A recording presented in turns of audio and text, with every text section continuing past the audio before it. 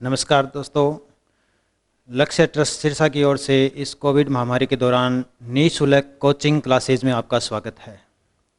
आज अपने बायोलॉजी के बारे में बात करेंगे, जीव विज्ञान के बारे में बात करेंगे। जीव विज्ञान बायोलॉजी। बायोलॉजी शब्द है वो दो शब्दों से मिलकर बना है, बायो प्लस लॉगस। बायो का मतलब होता है लिविंग ऑर्गेनिज्म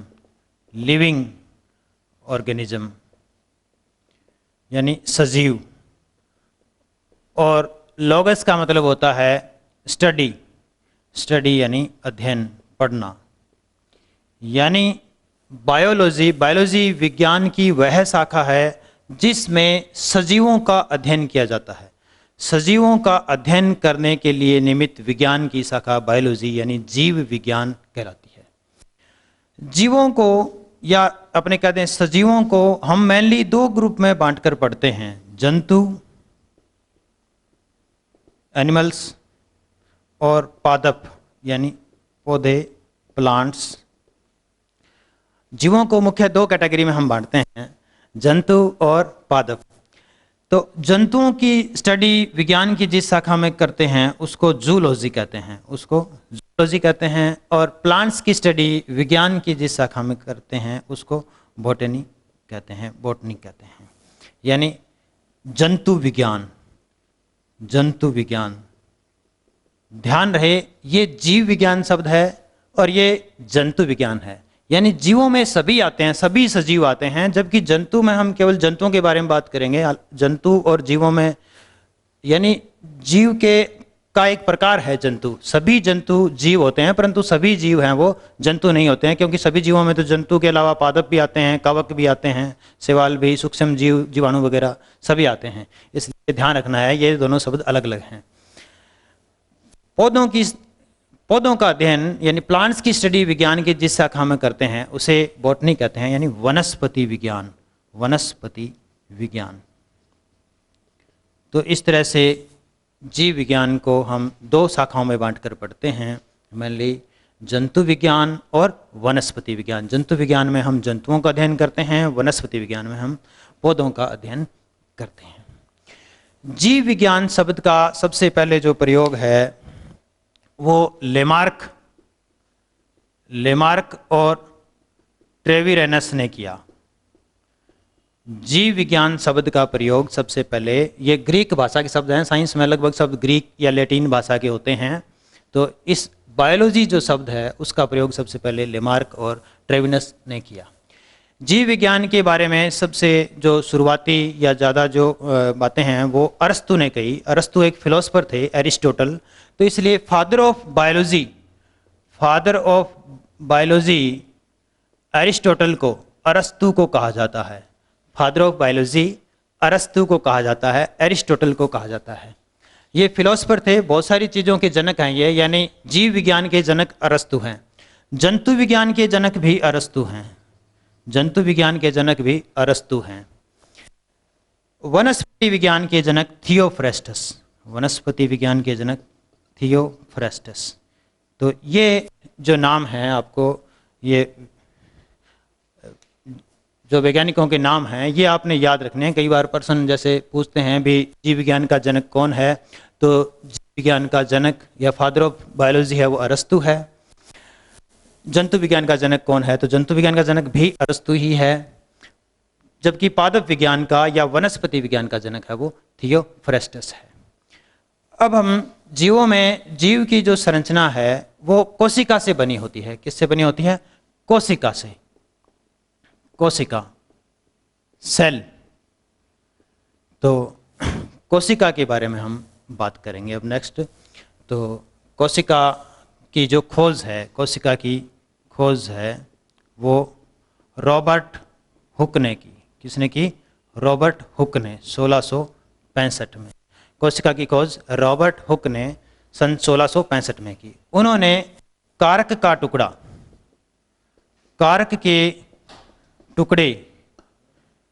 के टुकड़े को अपने बनाए गए सूक्ष्मदर्शी से देखा। रॉबर्ट जो हुक है उन्होंने अपना सरल सूक्ष्मदर्शी बनाया। सरल सूक्ष्मदर्शी, सरल सूक्ष्मदर्शी मतलब जिसमें चीज किसी वस्तु को बड़ा दिखाने के लिए एक ही लेंस लगा होता है, एक ही लेंस लगा हो मैग्निफिकेशन के लिए, वस्तु को बड़ा दिखाने के लिए, उसे सरल सूक्ष्मदर्शी कहते हैं। तो सरल सूक्ष्मदर्शी के अध्ययन से, जैसे वो हैंड लेंस आपने किसी ज्योतिषी वगैरह के हाथ में जैसे अपने देखते हैं, वो जो अपने ज्योमेट्री बॉक्स में भी आता है हैंड लेंस, वो सरल सूक्ष्मदर्शी की तरह काम करता है अपने आप में। तो रॉबर्ट हुक ने अपना सरल सूक्ष्मदर्शी बना देख लिया और उससे कारक के टुकड़े का अध्ययन करा। तो उनको कारक के टुकड़े में ऐसे डिब्बे से दिखे, मतलब कैसे डिब्बे जैसे मधुमक्खी का छत्ता होता है ऐसी संरचना दिखी, कोष्ठ, सेल। तो इस कोष्ठ को, कोष्ठ जो शब्द है या सेल है, इससे बना, यानी जो ये डिब्बे से दिखे जैसे मधुमक्खी का छत्ता होता है, छत्ते में ऐसे अपने को डिब्बे से दिखते हैं, वैसी संरचना उनको देखी कारक में। कारक के टुकड़े को जब रॉबर्ट हुक ने सरल सूक्ष्मदर्शी के नीचे देखा तो उनको ऐसे डिब्बे से दिखे। इसको सेल बोल, इससे शब्द है वो सेल शब्द है वो डेवलप हुआ, यानी सेल नाम दिया गया इन डिब्बे, ये कोष्ठ जैसी संरचना के कारण, चैम्बर जैसी स्ट्रक्चर के कारण इसको सेल नाम दिया गया। तो रॉबर्ट हुक ने 1665 में कोशिका की खोज की। दो तरह से बात पूछा जा सकता है भी कोशिका की खोज किसने की। वो discovered the cell, cell discovered by Robert Hooke in 1665। कोशिका की खोज रॉबर्ट हुक ने की 1665 में। सेल नाम क्यों दिया गया, तो उसको चैम्बर जैसी स्ट्रक्चर दिखी इसलिए उसको सेल नाम दिया गया। सेल शब्द है वो चैम्बर के लिए काम में लिया जाता है, ठीक है। किसके अध्ययन से सेल की खोज की गई, या सबसे पहले सेल को किस में देखा गया, तो कारक के टुकड़े में देखा गया। और ध्यान रहे ये जो कारक का टुकड़े में जो सेल देखी गई थी, कोशिका जो देखी गई थी, इसमें वो मृत थी, यानी निर्जीव थी, नॉन लिविंग थी। मृत कोशिका सबसे पहले देखी गई। अब सबसे पहले अपने यदि कोशिका की बात करें तो कोशिका की खोज रॉबर्ट हुक ने 1665 में की है। उन्होंने कारक के टुकड़े में देखा है, और ये जो कारक के टुकड़े में देखा ये मृत कोशिका थी, ध्यान रहे, नॉन लिविंग थी, डेड थी, ठीक। सबसे पहले जीवित कोशिका की खोज है वो Antonie van Leeuwenhoek, Antonie van Leeuwenhoek, AV Leeuwenhoek, Antonie van Leeuwenhoek ने 1674 में सबसे पहले जीवित कोशिका को देखा। एंटोनी वॉन ल्यूवेनहॉक ने संयुक्त सूक्ष्मदर्शी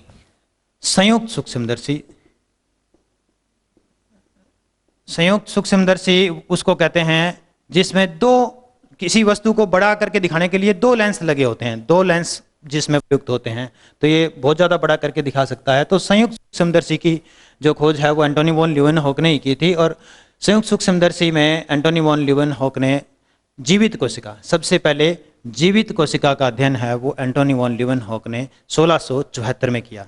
अब ध्यान रही, आपको क्वेश्चन की लैंग्वेज देखनी है भी क्या पूछा गया है। जैसे मान लो आपसे पूछा गया कोशिका की खोज किसने की, तो कोशिका की खोज की रॉबर्ट हुक ने 1665 में। आपसे पूछा गया भी जीवित कोशिका की खोज किसने की, तो जीवित कोशिका की खोज किसने की, एंटोनी वॉन ल्यूवेनहॉक ने 1674 में। एंटोनी वॉन ल्यूवेनहॉक ने ही सबसे पहले जीवाणु को देखा था अपने सूक्ष्मदर्शी में। इन्होंने ही शुक्राणु को भी अपने सूक्ष्मदर्शी में देखा, यानी सूक्ष्मदर्शी द्वारा जीवाणु को किसने देखा सबसे पहले, तो वो भी एंटोनी वॉन ल्यूवेनहॉक है। शुक्राणु का अध्ययन भी इन्होंने अपने संयुक्त सूक्ष्मदर्शी की सहायता से किया, ठीक है। अब जो हम स्ट्रक्चर पढ़ते हैं वो इलेक्ट्रॉन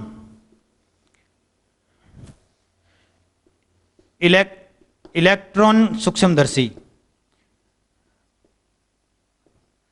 की स्ट्रक्चर पढ़ते हैं, जो बहुत ज़्यादा बड़ी विस्तृत स्ट्रक्चर है वो दे सकते हैं। तो इलेक्ट्रॉन सूक्ष्मदर्शी की खोज है वो नॉल एंड रस्का ने की है, नॉल और रस्का ने करी है। अब जो हम कोशिका की संरचना की अध्ययन करेंगे वो इनके द्वारा खोजे गए चित्रों से हम करते हैं, ठीक है। तो अब हम एक कोशिका के बारे में बात करेंगे, तो कोशिका की संरचना की हम बात करेंगे भी कोशिका की संरचना कैसे है। कोशिका की संरचना की हम बात कर रहे हैं, तो एक कोशिका की संरचना, प्रारूपिक कोशिका की संरचना कैसी होती है उसका एक डायग्राम आपके सामने है। प्रारूपिक कोशिका, एक सामान्य कोशिका की संरचना कैसी होती है, इस आधार इसकी यदि हम बात करें तो ये सामने है किसी भी कोशिका में एक सबसे बाहर एक आवरण होता है, एक झिल्ली होती है जिसे कोशिका झिल्ली कहते हैं। क्या कहते हैं? कोशिका झिल्ली, सेल मेम्ब्रेन। कोशिका झिल्ली, सेल मेम्ब्रेन या प्लाज्मा मेम्ब्रेन, प्लाज्मा झिल्ली, सेल मेम्ब्रेन या प्लाज्मा मेम्ब्रेन, कोशिका झिल्ली। उसके अंदर जितना भी सारा पदार्थ, ये सब सारी चीजें जो दिख रही हैं, जितना भी द्रव्य भरा हुआ है टोटल, वो सारा कोशिका द्रव्य कहलाता है। क्या कहलाता है? कोशिका द्रव्य, कोशिका द्रव्य, साइटोप्लाज्म, कोशिका द्रव्य कहलाता है, साइटोप्लाज्म कहलाता है। ठीक है। कोशिका की संरचना में एक केंद्रक होता है, केंद्रक, कोशिका की संरचना में एक केंद्रक होता है, न्यूक्लियस, केंद्रक, जो कोशिका की सभी क्रियाओं का नियंत्रण करता है। इसके अलावा ये अन्य जो अंग हैं, ये आपको दिख रहे हैं कोशिका में होते हैं। जैसे ये जो संरचना है वो जाल जैसा है ना, ये, इसको अंतःद्रवी जालिका, अंतःद्रवी जालिका, अंतःद्रवी जालिका, एंडोप्लाज्मिक रेटिकुलम, एंडोप्लाज्मिक रेटिकुलम कहते हैं, अंतःद्रवी जालिका। ठीक है। जैसे ये संरचना दिख रही है, इसको माइटोकॉन्ड्रिया, माइटोकॉन्ड्रिया, माइटोकॉन्ड्रिया कहते हैं। ठीक है। जैसे ये स्पेस खाली दिख रहा है, ये रिक्तिका है, रिक्तिका। ठीक है। ये जैसे ये स्ट्रक्चर अपने को दिख रही है, इसको ये बना रखा अपना लाइसोसोम, लाइसोसोम। ठीक है। तो इस तरह से ये कोशिका के विभिन्न पार्ट हैं, एक सामान्य कोशिका की संरचना है ये। ठीक है। कोशिका का सबसे मुख्य भाग है वो ये है, केंद्रक है, केंद्रक, केंद्रक की ये जो है ये केंद्रक झिल्ली है, ये केंद्रक झिल्ली, ये जो परत है बारी बार, जैसे कोशिका की बारी बार परत थी, ये कोशिका झिल्ली है, उसी तरह से केंद्रक का जो ये आवरण है वो केंद्रक झिल्ली है। ठीक है। परंतु सभी जीवों में केंद्रक झिल्ली नहीं पाई जाती है, स्पष्ट केंद्रक नहीं पाया जाता है। तो केंद्रक स्पष्ट है या नहीं, इस आधार पर कोशिका के दो प्रकार होते हैं, प्रोकैरियोटिक कोशिका और यूकैरियोटिक कोशिका। प्रोकैरियोटिक कोशिका और यूकैरियोटिक कोशिका। प्रोकैरियोटिक कोशिकाएं वो प्रो का मतलब, प्रो शब्द का मतलब होता है प्रीमिटिव, अध्यय, यानी अविकसित प्रकार की। तो प्रोकैरियोटिक कोशिकाएं वो होती हैं जिनमें केंद्रक स्पष्ट नहीं होता, केंद्रक स्पष्ट नहीं होता, केवल जो केंद्रक पदार्थ है वो पाया जाता है, यानी न्यूक्लिक एसिड पाए जाते हैं। ये केंद्रक झिल्ली, ये जो संरचना है केंद्र का, ये नहीं पाए जाते हैं। ठीक है।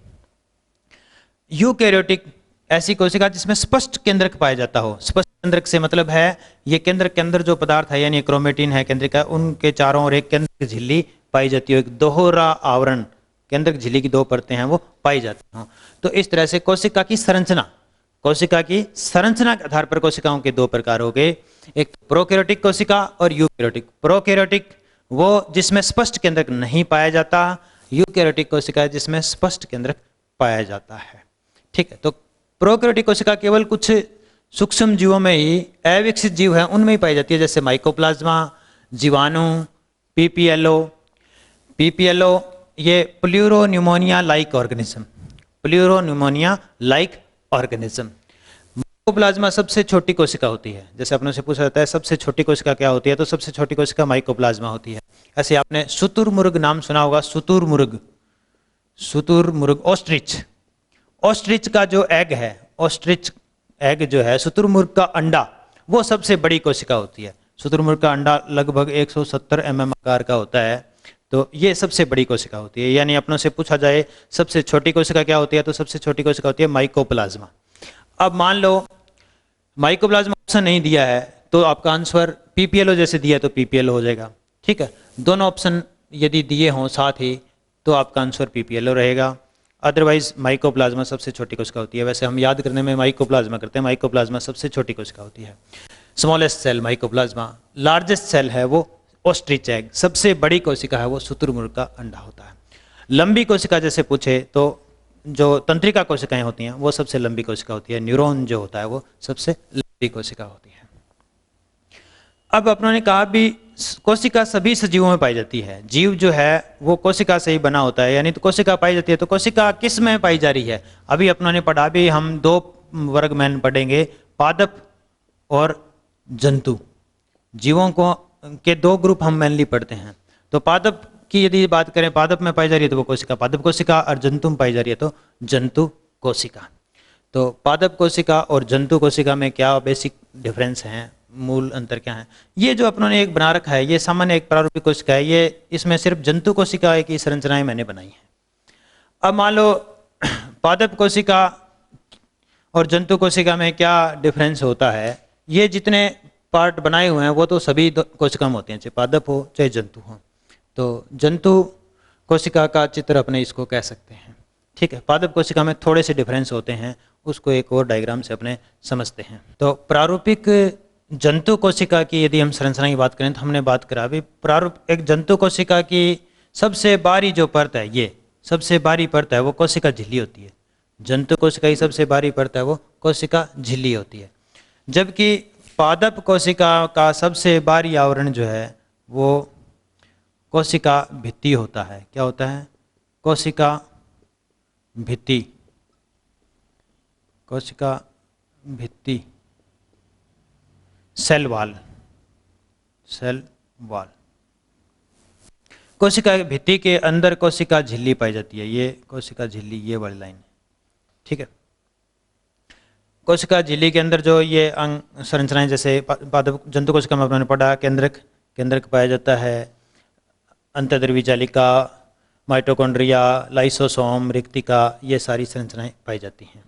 तो जैसे ये अंतर्द्रव्यी जालिका हो गई, ये माइटोकॉन्ड्रिया हो गया, ये केंद्रक हो गया, ये रिक्तिका है ना। ये एक नया नाम आया इसमें, हरित लवक, हरित लवक, हरित लवक, क्लोरोप्लास्ट, ठीक है। तो पादप कोशिका की एक सामान्य पादप कोशिका की संरचना में सबसे बाहरी जो आवरण है वो कोशिका भित्ति होता है। कोशिका भित्ति के अंदर कोशिका झिल्ली पाई जाती है। कोशिका झिल्ली के अंदर सारा जो द्रव्य है जिसको हम कोशिका द्रव्य कहते हैं, जिसमें विभिन्न अंग होते हैं, जिसमें ये केंद्रक हो गया, अंतर्द्रव्यी जालिका हो गई, माइटोकॉन्ड्रिया हो गया, रिक्तिका हो गई, लाइसोसोम हो गया, हरित लवक हो गया, ठीक है। इसके अलावा राइबोसोम है, ठीक है, और अंग हैं वो पाए जाते हैं, संरचनाएं। अब ऐसा नहीं है कि किसी कोशिका में ये जैसे एक ही या दो पाए जाते हैं, ऐसा नहीं है। ये तो एक प्रारूप है, मतलब इनकी संख्या अनेकों हो सकती है भी। माइटोकॉन्ड्रिया, हरित लवक ऐसे अनेकों संख्या में पाए जा सकते हैं। ये एक सामान्य हमने मतलब सारे जो कोशिकांग हैं वो आ जाए चित्र में, इस आधार पे हमने बनाया है। तो अब सबसे जो मुख्य बात है वो ये है भी, जंतु कोशिका और पादप कोशिका में हम अंतर पढ़ते हैं, क्योंकि इनसे अंतर से संबंधित क्वेश्चन हैं वो आते हैं कंपटीशन में, ठीक है। तो जैसे अपनों से एक क्वेश्चन पूछा जाता है भी, पादप कोशिका का सबसे बाहरी आवरण, सबसे बाह्यतम आवरण, पादप कोशिका का बाह्यतम आवरण क्या होता है ना, आउटर मोस्ट। और ऑप्शन दिया अपने को, ए कोशिका भित्ति, बी कोशिका झिल्ली,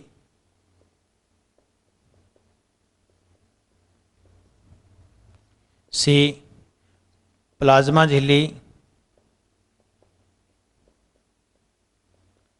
और डी उक्त सभी या इनमें से कोई नहीं दिया। जैसे मान लो इनमें से कोई नहीं। प्रश्न क्या पूछा है?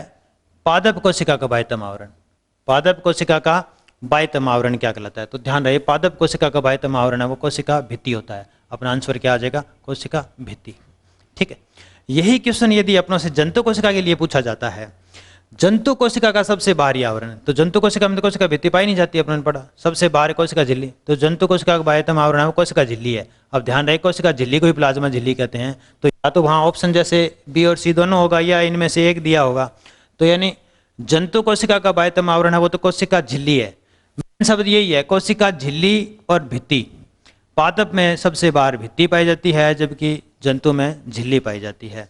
कोशिका भित्ति है वो सेलुलोज से बनी होती है, सेलुलोज पदार्थ का नाम है, ठीक है। तो कोशिका भित्ति और झिल्ली, कोशिका भित्ति है वो ठोस होती है, मजबूत होती है, दृढ़ होती है। इस कारण से कोशिका भित्ति पाए जाने के कारण पादप कोशिका का आकार निश्चित होता है। पादप कोशिका का आकार निश्चित होता है। क्यों निश्चित होता है? क्योंकि ये मजबूत होती है, दृढ़ होती है, कठोर होती है इस कारण से। जबकि कोशिका झिल्ली है वो लचीली होती है, इसलिए पादप कोशिका, जंतु कोशिका का जो आकार है, क्योंकि जंतु कोशिका में तो सबसे बाहर है कोशिका झिल्ली है, तो जंतु कोशिका का जो आकार है वो निश्चित नहीं होता है, उसमें फ्लेक्सिबिलिटी होती है। ठीक है, तो इस तरह से मतलब सबसे भारी आवरण के लिए अपनों से प्रश्न पूछा जा सकता है। अब पादप कोशिका और जंतु कोशिका में अंतरों की अपने बात करें तो सबसे पहला डिफरेंस तो ये है कि पादप कोशिका का आकार अपेक्षाकृत बड़ा होता है। पादप कोशिका है वो आकार में जंतु कोशिका की अपेक्षा आकार में बड़ी होती है। ठीक है, सबसे पहला जो अंतर है वो ये है, नंबर 1, पादप कोशिका में कोशिका भित्ति पाई जाती है। पादप कोशिका में कोशिका भित्ति पाई जाती है। ठीक है, जबकि जंतु कोशिका में कोशिका भित्ति नहीं पाई जाती। पहला डिफरेंस क्या है? पादप कोशिका में कोशिका भित्ति है। पादप कोशिका के अंदर ये जो अपना पहला डिफरेंस है, पादप कोशिका में कोशिका भित्ति पाई जाती है, जबकि जंतु कोशिका में नहीं पाई जाती।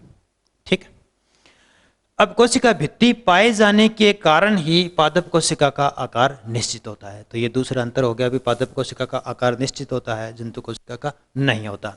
अब पादप कोशिका का आकार निश्चित क्यों होता है?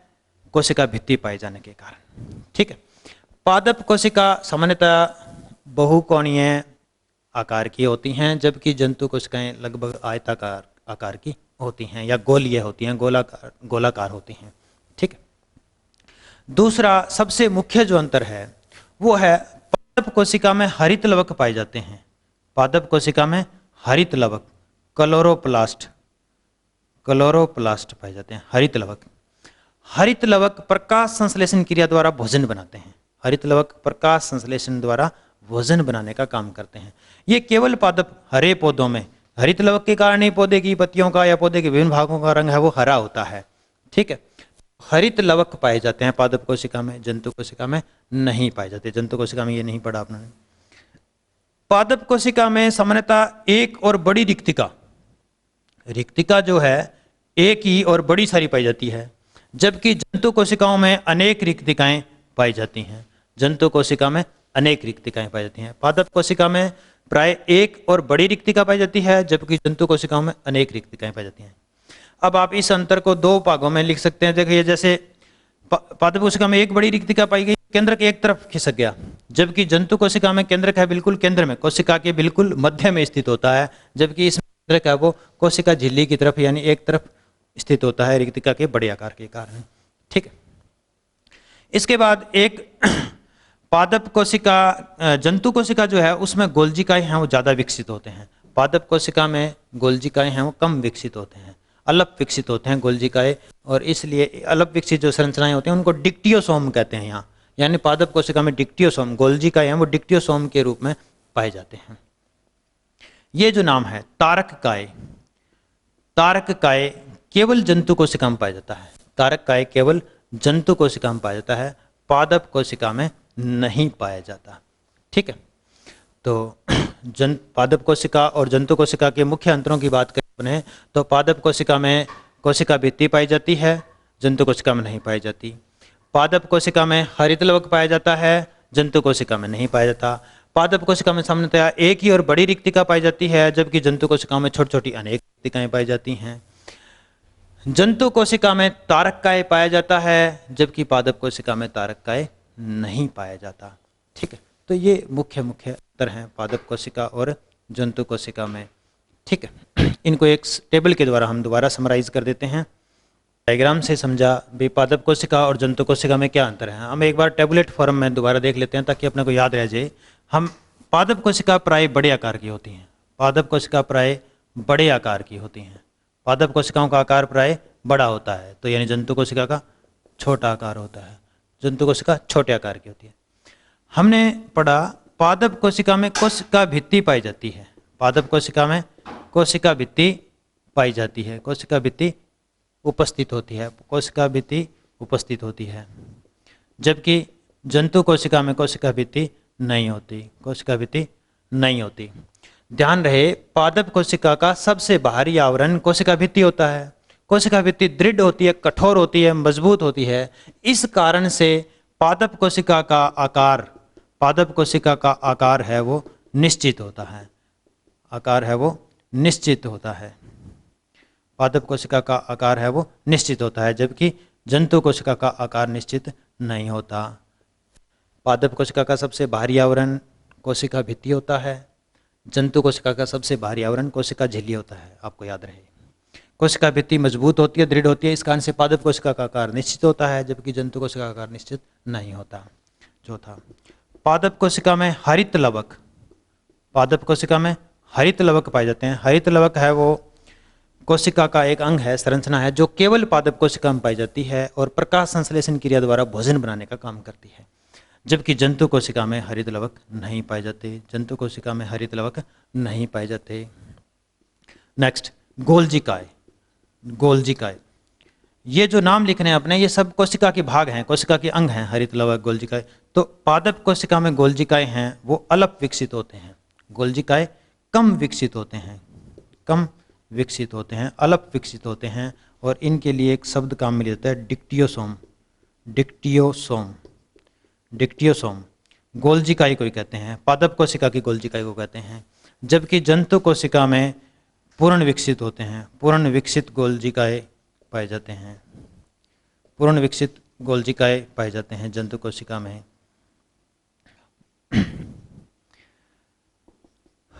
पादप कोशिका में तारक काय, तारक काय अनुपस्थित होता है, अनुपस्थित, जबकि जंतु कोशिका में तारक काय पाया जाता है, तारक काय।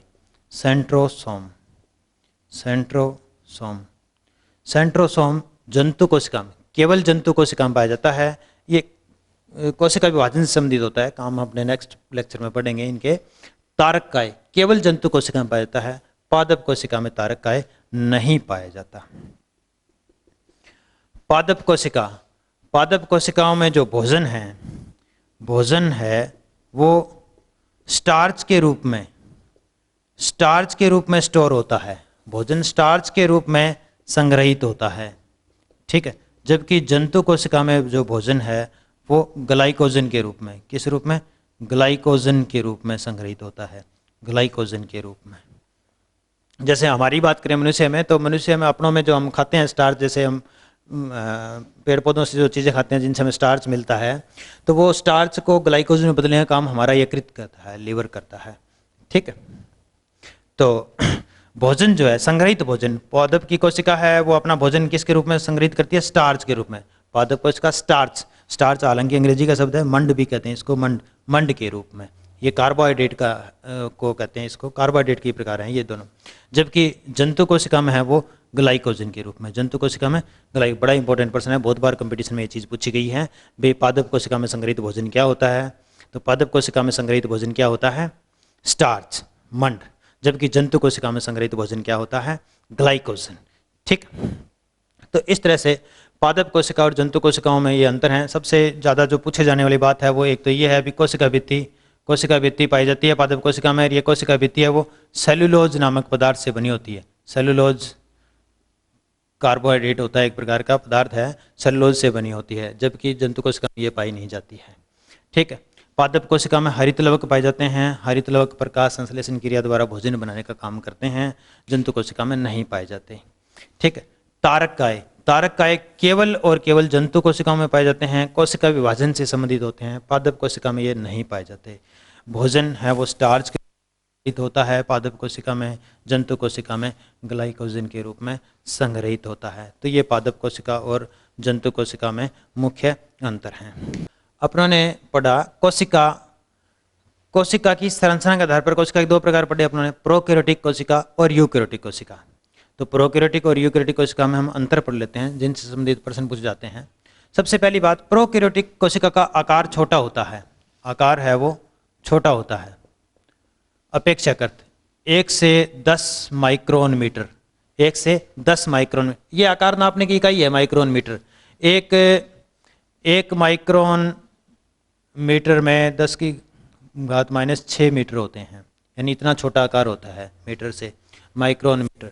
तो प्रोकैरियोटिक कोशिका का आकार छोटा होता है 1 से 10 माइक्रोन मीटर, जबकि यूकैरियोटिक कोशिका का आकार बड़ा होता है, लगभग 5 से 100 माइक्रोन मीटर आकार की होती हैं, प्रोकैरियोटिक कोशिकाएं हैं वो आकार में बहुत छोटी होती हैं, केवल सूक्ष्मदर्शी से ही दिखती हैं, प्राय 1 से 10 माइक्रोन आकार की होती हैं। यूकैरियोटिक कोशिकाओं का आकार 5 से 100 माइक्रोन मीटर हो सकता है, बड़ा आकार होता है अपेक्षाकृत। ठीक है। दूसरा, प्रोकैरियोटिक कोशिका है उसमें केंद्रक अल्प विकसित होता है, केंद्रक है वो अल्प विकसित होता है, अल्प विकसित होता है। इसको केंद्रकाभ कहते हैं, केंद्रकाभ, न्यूक्लियोइड कहते हैं। यानी इसमें केवल जो क्रोमेटिन पदार्थ है, केवल क्रोमेटिन पदार्थ ही पाया जाता है। इसके केंद्रक में की संरचना में केवल क्रोमेटिन पदार्थ ही पाया जाता है। ठीक। प्रोकैरियोटिक कोशिका जो होती है उसमें केंद्रक अल्प विकसित होता है, जिसको केंद्रकाभ कहते हैं, न्यूक्लियोइड कहते हैं। न्यूक्लियोइड यानी केंद्रक अपने आप में सिर्फ क्रोमेटिन पदार्थ द्वारा ही रिप्रेजेंट होता है। केंद्रक में वैसे अपनों ने पढ़ा भी, केंद्रक में क्या होता है कि एक जैसे केंद्रक झिल्ली होती है दोहरी, और उसके अंदर गुणसूत्र होते हैं यानी क्रोमेटिन पदार्थ होता है, उसके अलावा उसमें केंद्रिका पाई जाती हैं, केंद्रिका है ना, केंद्रक द्रव्य पाया जाता है इस तरह से। परंतु ऐसा इसमें नहीं होता, इसमें ये केंद्रक झिल्ली नहीं पाई जाती, सिर्फ ये जो है क्रोमेटिन पदार्थ पाया जाता है। जब यूकैरियोटिक कोशिका में स्पष्ट केंद्रक, जैसा ये संरचना अपनों ने बनाई है, ऐसा सुस्पष्ट केंद्रक, पूरा विकसित केंद्रक पाया जाता है। पूरा विकसित केंद्रक से मतलब होता है भी केंद्रक में केंद्रक झिल्ली पाई जाती है, क्रोमेटिन पदार्थ पाया जाता है, केंद्रिकाएं पाई जाती हैं और केंद्रक द्रव्य पाया जाता है। ठीक। इस बात को यूं भी कह सकते हैं कि प्रोकैरियोटिक कोशिका में केंद्रक झिल्ली नहीं पाई जाती। इस बात को हम यूं भी कह सकते हैं, प्रोकैरियोटिक कोशिका में केंद्रक झिल्ली अनुपस्थित है, केंद्रक झिल्ली अनुपस्थित है, जबकि यूकैरियोटिक कोशिका में केंद्रक झिल्ली पाई जाती है, उपस्थित है। ठीक। तीसरा, प्रोकैरियोटिक कोशिका में झिल्ली युक्त कोशिकांग अनुपस्थित होते हैं, झिल्ली युक्त कोशिकांग अनुपस्थित होते हैं, झिल्ली युक्त कोशिकांग अनुपस्थित होते हैं। झिल्ली युक्त कोशिकांग जैसे अपना लवक हो गया, माइटोकॉन्ड्रिया हो गया, रिक्तिका हो गई, गोल्जिकाए हो गया, या एंडोप्लाज्मिक रेटिकुलम अंतःद्रवी जालिका हो गई। ये जो झिल्ली वाले अंग होते हैं, झिल्ली से घिरे हुए कोशिकांग होते हैं, वो इसमें अनुपस्थित होते हैं, जबकि यूकैरियोटिक कोशिका में ये सब अंग पाए जाते हैं, झिल्ली युक्त कोशिकांग पाए जाते हैं। नंबर 4, राइबोसोम भी एक कोशिकांग का नाम है, पर ध्यान रहे झिल्ली युक्त कोशिकांग तो नहीं पाए जाते। इसका प्रोकैरियोटिक कोशिका में झिल्ली युक्त कोशिकांग नहीं पाए जाते, इसका मतलब राइबोसोम झिल्ली युक्त नहीं है, यानी झिल्ली रहित। ये भी बड़ी इंपॉर्टेंट बात है। राइबोसोम है वो, राइबोसोम झिल्ली रहित कोशिकांग है, झिल्ली रहित कोशिकांग है, ये भी पूछा जाता है। जैसे आपको प्रश्न दे दिया, निम्न में से झिल्ली रहित कोशिकांग कौन सा है? झिल्ली रहित कोशिकांग कौन सा है? ए हरित लवक, बी माइटोकॉन्ड्रिया,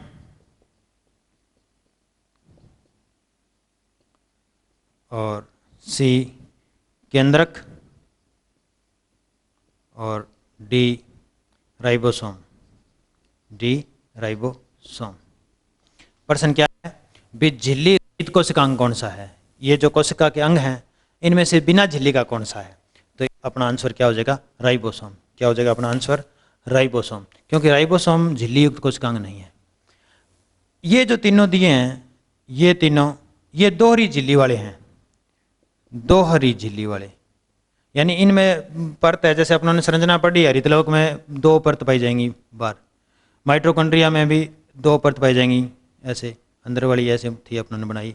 केंद्रक में भी अपनों ने दोहरी परत बनाई, यानी इन सब में बाहरी झिल्ली है वो दोहरी है। तो ये भी प्रश्न बनता है भाई, यही क्वेश्चन अपने यहाँ आ जाए, निम्न में से दोहरी झिल्ली वाला कोशिकांग कौन सा है? तो ये तीनों है उक्त सभी। जैसे झिल्ली रहित कोशिकांग कौन सा है? इन चारों में से राइबोसोम झिल्ली रहित है।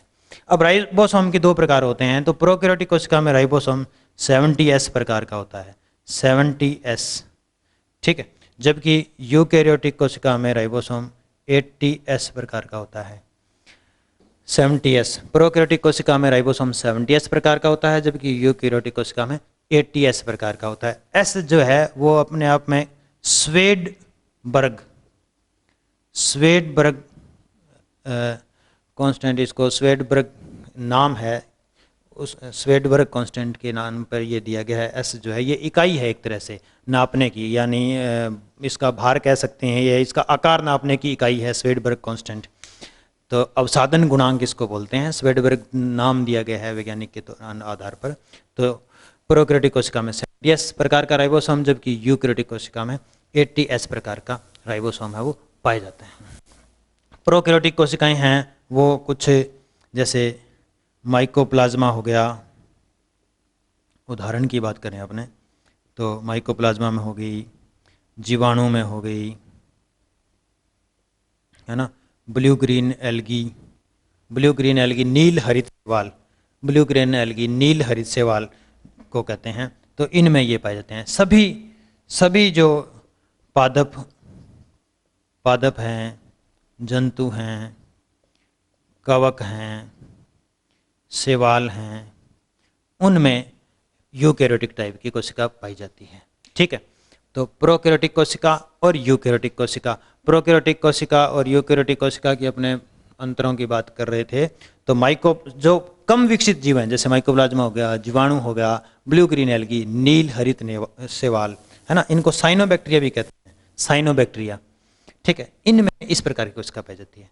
सभी जो विकसित जीव हैं, जैसे सभी पादप हैं, सभी जंतु हैं, कवक हैं, शैवाल हैं, उनमें यूकैरियोटिक प्रकार की कोशिका पाई जाती हैं।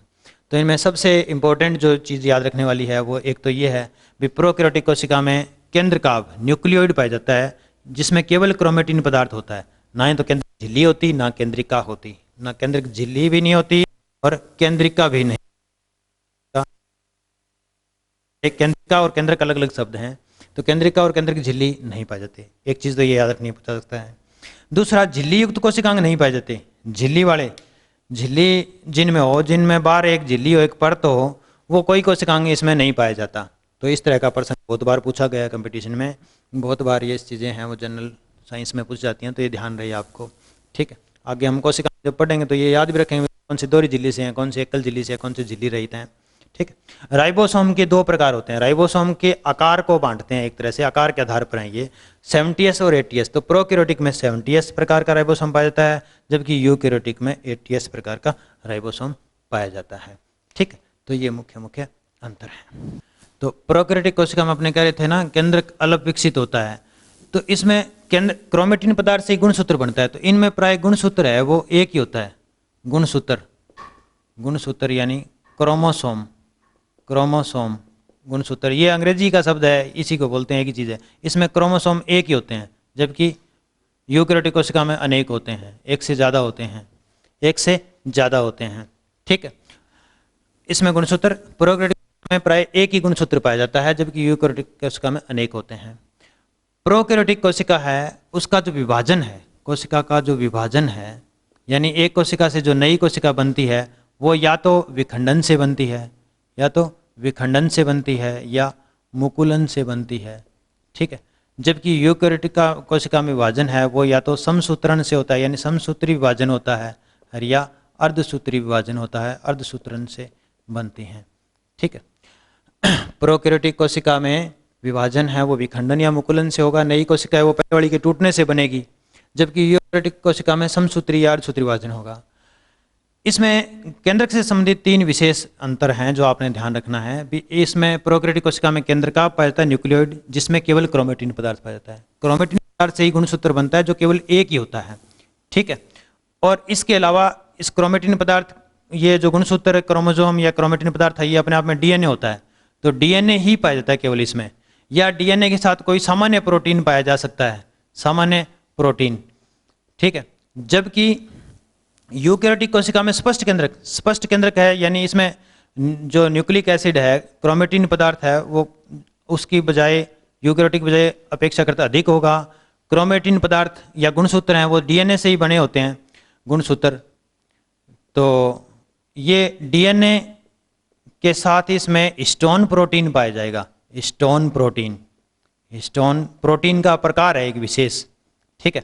यानी क्या अंतर हो गया, अभी इसमें केवल क्रोमेटिन पदार्थ पाया जाता है जो डीएनए से बना होता है, और इसमें डीएनए के साथ स्टोन प्रोटीन पाया जाता है। तो प्रश्न क्या पूछा जाता है, डीएनए और स्टोन प्रोटीन दोनों पाए जाएंगे यूकेरियोटिक कोशिका में, जबकि प्रोकैरियोटिक में स्टोन प्रोटीन नहीं पाया जाएगा। जैसे आपसे क्वेश्चन दे दिया, ऑप्शन दे दिए भी यूकेरियोटिक कोशिका में नहीं होता है या नहीं होता है, ऑप्शन दे दिया डीएनए, स्टोन प्रोटीन गुणसूत्र, तो स्टोन प्रोटीन नहीं होता है, ध्यान रहे, ठीक है। तो बच्चों आज हमने कोशिका के बारे में पढ़ा।